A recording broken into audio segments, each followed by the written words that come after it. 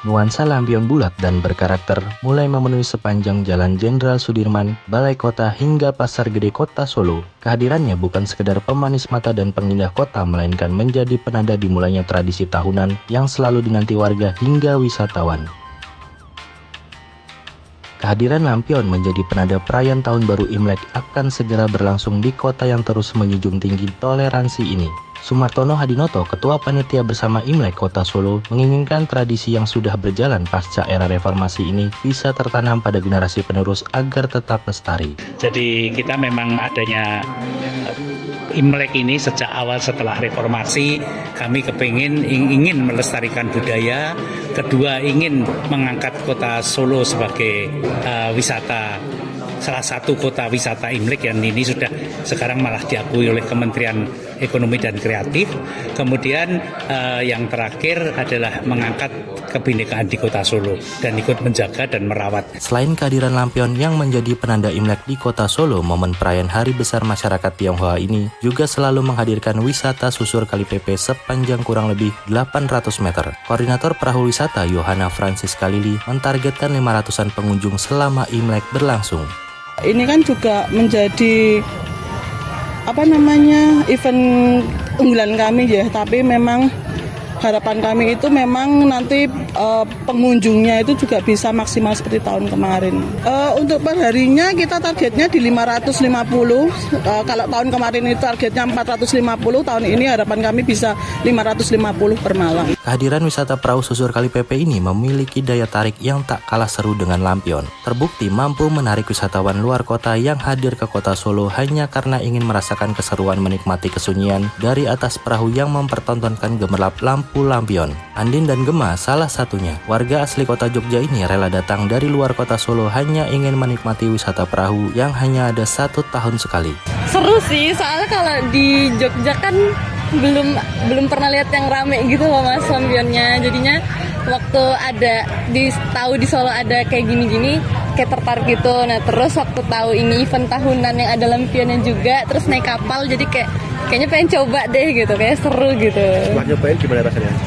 Seru sih, kayaknya lagi. Tak mau kalah dengan hadirnya lampion dan wisata perahu susur Kali Pepe, kelenteng tertua di kota Solo yang terletak di area Pasar Gede, Tien Koksi juga memiliki event menarik yang selalu bisa menjadi salah satu referensi wisata di saat perayaan Tahun Baru Imlek. Ketua Yayasan Kelenteng Tien Koksi, Sumantri Danawaluya, menceritakan ada acara tolak bala yang selalu dijalankan dalam perayaan Imlek. Dimulai membaca ritual yang kemudian dilanjutkan melepas burung hingga ikan yang berjumlah ribuan. Tadi sudah melepas burung dan ikan.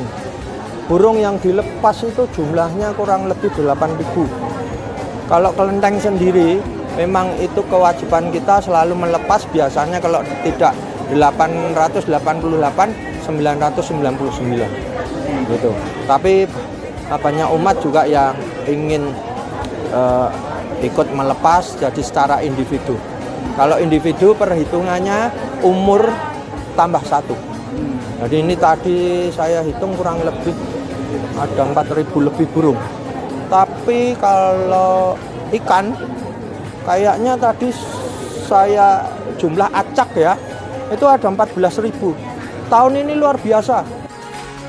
Masa Orde Baru memang menjadi yang terberat bagi masyarakat Tionghoa, namun kini Imlek tidak hanya sekedar perayaan penting sebuah agama, tapi menjadi wisata baru yang bisa dinikmati bersama-sama. Dari gemerlap lampion, wisata perahu, hingga ritual sakral di kelenteng, Imlek mampu menunjukkan wajah baru kota Solo sebagai kota yang hangat, terbuka, dan terus merawat harmoni dalam keberagaman.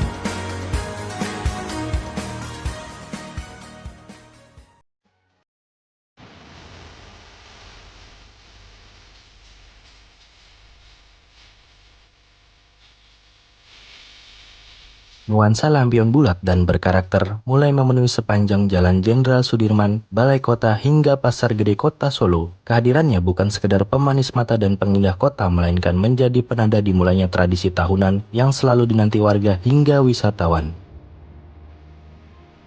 Kehadiran lampion menjadi penanda perayaan Tahun Baru Imlek akan segera berlangsung di kota yang terus menjunjung tinggi toleransi ini. Sumartono Hadinoto, Ketua Panitia Bersama Imlek Kota Solo, menginginkan tradisi yang sudah berjalan pasca era reformasi ini bisa tertanam pada generasi penerus agar tetap lestari. Jadi kita memang adanya Imlek ini sejak awal setelah reformasi, kami ingin melestarikan budaya.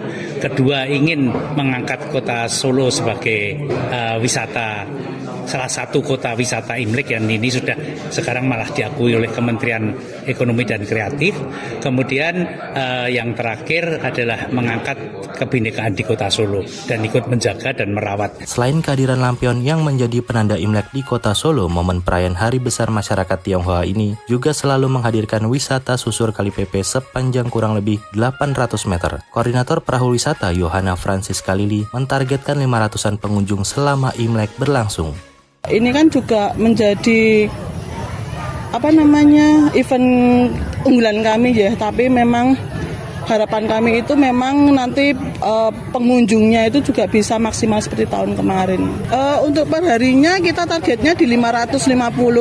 Kalau tahun kemarin itu targetnya 450, tahun ini harapan kami bisa 550 per malam. Kehadiran wisata perahu susur Kali Pepe ini memiliki daya tarik yang tak kalah seru dengan lampion. Terbukti mampu menarik wisatawan luar kota yang hadir ke Kota Solo hanya karena ingin merasakan keseruan menikmati kesunyian dari atas perahu yang mempertontonkan gemerlap lampu lampion. Andin dan Gema salah satunya. Warga asli kota Jogja ini rela datang dari luar Kota Solo hanya ingin menikmati wisata perahu yang hanya ada 1 tahun sekali.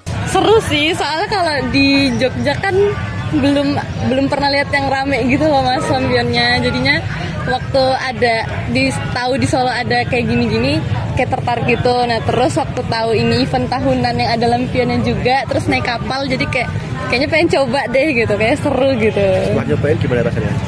Seru sih, kayaknya lagi. Tak mau kalah dengan hadirnya lampion dan wisata perahu susur Kali Pepe, kelenteng tertua di Kota Solo yang terletak di area Pasar Gede, Tien Koksi juga